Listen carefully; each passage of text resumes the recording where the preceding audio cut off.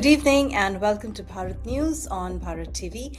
I am Anjali Swami bringing you the latest headlines from around the world. In breaking news, a recent report reveals shocking findings about the origins of COVID-19 and questions the science behind social distancing. Meanwhile, in local news, Congress faces a budget deadlock as the US government edges closer to a potential shutdown. Biden allies voice disappointment over the president's controversial pardon decision. The Biden administration rushes military aid to Ukraine in its final days, and a newly blocked mining region sparks debates over economic and environmental priorities. In Indian news, political uncertainty continues in Maharashtra as the Mahayuti alliance struggles to finalize its cabinet. Bangladesh summons India's envoy over an incident at its Agartala mission, and Tamil Nadu villagers protest against inadequate flood relief measures. Meanwhile, a high-profile Lashkar-e-Taiba terrorist is neutralized in Kashmir. And internationally, South Korea declares martial law amidst rising tensions, accusing opposition leaders of aligning with North Korea. A new report from the House Select Subcommittee on the coronavirus pandemic has concluded that COVID-19 most likely originated from a Wuhan lab. The findings challenge initial theories about the virus's natural origins and raise questions about the transparency of early investigations. The report also critiques pandemic-era measures such as social distancing, describing them as lacking a robust scientific basis. Public health officials have defended these measures, arguing they were necessary given the uncertainties of the pandemic's early stages. The findings have reignited calls for accountability and further investigation into the global response to COVID-19. Congress is locked in a heated debate over budgetary allocations, with a potential government shutdown looming just weeks before President-elect Donald Trump's administration takes charge. The standoff reflects deep divisions over spending priorities as Republicans push for aggressive budget cuts and Democrats call for continued support for key federal programs. House Speaker Mike Johnson has urged bipartisan cooperation, but tensions remain high as lawmakers scramble to avert disruption to federal services. Complicating matters, Trump's transition team is advocating for a restructured budget that aligns with his ambitious first 100 days agenda. Analysts warn that prolonged deadlock could lead to significant economic and operational consequences, underscoring the urgency of resolving the impasse. President Biden's decision to issue a controversial pardon has sparked discontent among his closest allies. Critics within his party worry the move undermines his legacy and casts a shadow over the final weeks of his presidency. Political analysts argue the pardon could alienate key voter bases while emboldening Republican opposition. White House officials have defended the decision, citing principles of justice and compassion.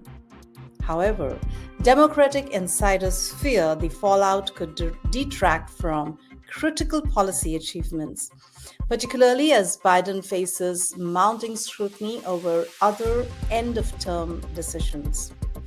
The pardon has reignited debates over executive powers and the broader implications for U.S. political dynamics. The Biden administration has unveiled a $725 million security assistance package for Ukraine, aiming to bolster Kyiv's defenses as Russia intensifies its attacks.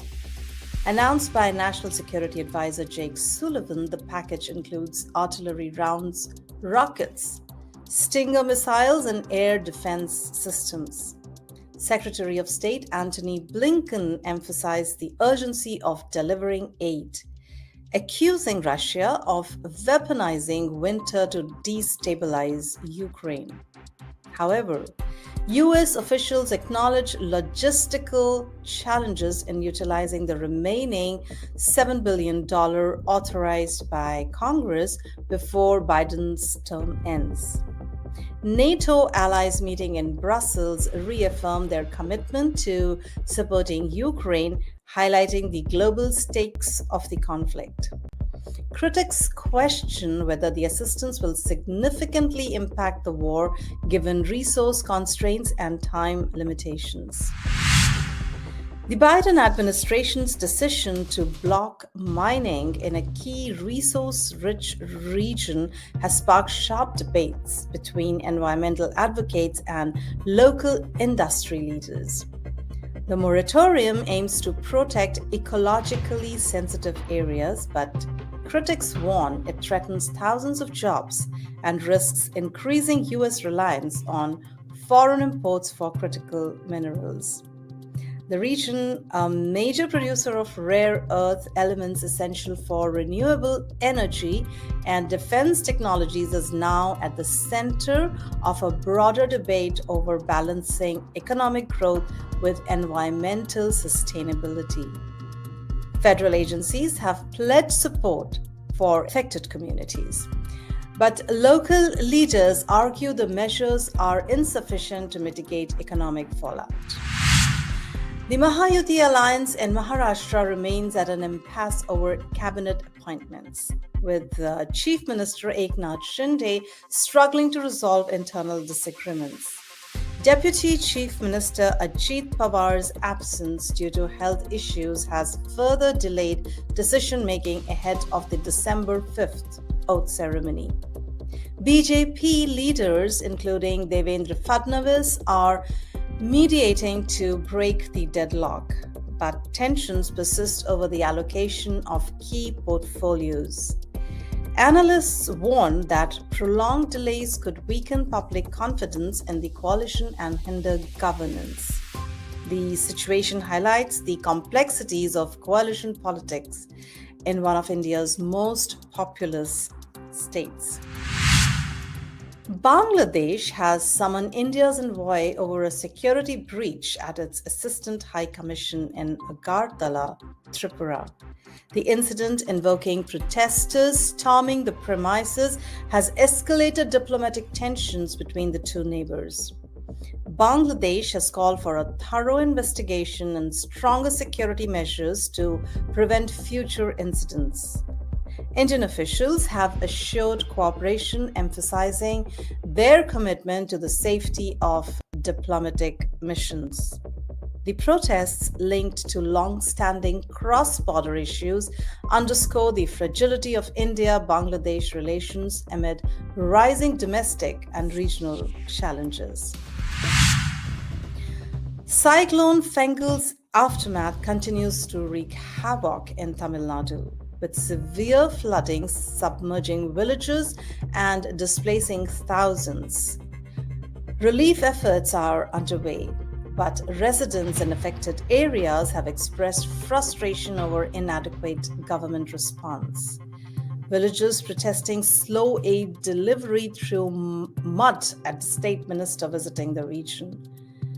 Environmental experts have called for improved disaster preparedness, warning that extreme weather events are becoming more frequent.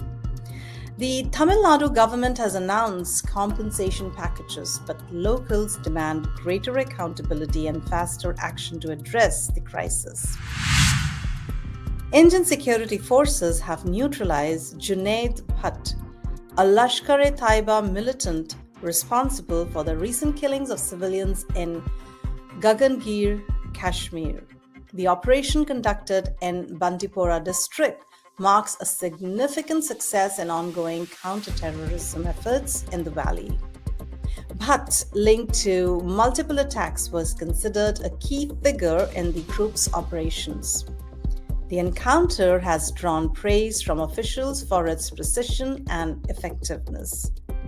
But residents remain concerned about the lingering threat of militancy. The incident highlights the challenges of maintaining security in the region amid persistent cross border tensions.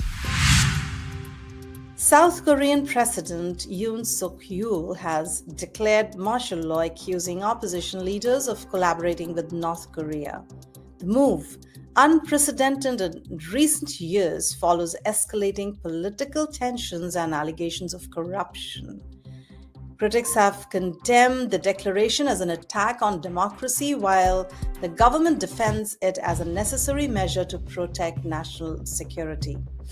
Protests have erupted nationwide with calls for transparency and adherence to democratic principles. The crisis has drawn international attention, raising concerns about regional stability and the implications for South Korea's relations with global allies. That's all for tonight's bulletin. Thank you for tuning in to Bharat News on Bharat TV. Stay safe and see you next time.